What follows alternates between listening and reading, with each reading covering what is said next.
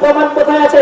কোরআন শরীফ সূরা আলে ইমরান আয়াত নাম্বার 106 106 এই আয়াতের মধ্যে মহান আল্লাহ ইরশাদ করেছেন যে আপনারা হচ্ছেন জান্নাতি। বলুন না আরে যারা বলেন না সুবহানাল্লাহ। কোরআনের আয়াত ইয়াউমা তাবিয়াতু ওয়াজহু ওয়া তাসওয়াতু ওয়াজহু। হ্যাঁ, কাল মাহশরের ময়দানে কিছু মানুষের চেহারা উজ্জ্বলময় হবে, আলোময় হবে, নূরময় হবে, জ্যোতিময় হবে, অতুলনীয় তুলনাহীন হবে। আর কিছু মানুষের চেহারা নিকৃষ্ট হবে, কালো হবে, কয়লা হবে। তো কাদের চেহারা নূরময় হবে, কারা জান্নাতি হবে?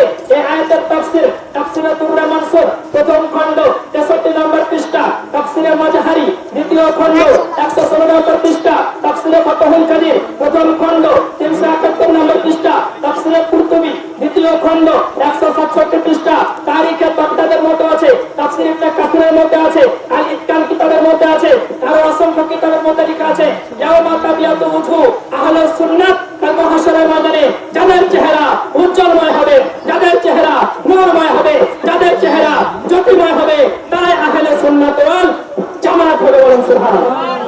তাহলে কি হবে?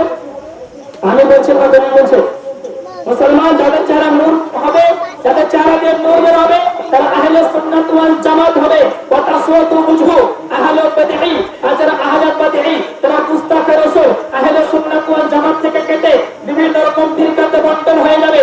তাদের চেহারা নিকৃষ্ট হবে, কালো হবে, কয়লা হবে। এর অর্থ হলো এরা জাহান্নামী। আর সুন্নিদের চেহারা দিয়ে নূর বের হবে, এর অর্থ হলো আহলে সুন্নাত ওয়াল জামাত হলো জান্নাতি। বলেন সুবহানাল্লাহ। ব্রাদার ইসলাম, সর্বপ্রথম আপনাদেরকে এই এসএমএস দিলাম যে সুন্নি মুসলমান হচ্ছে জান্নাতে। বলেন সুবহানাল্লাহ।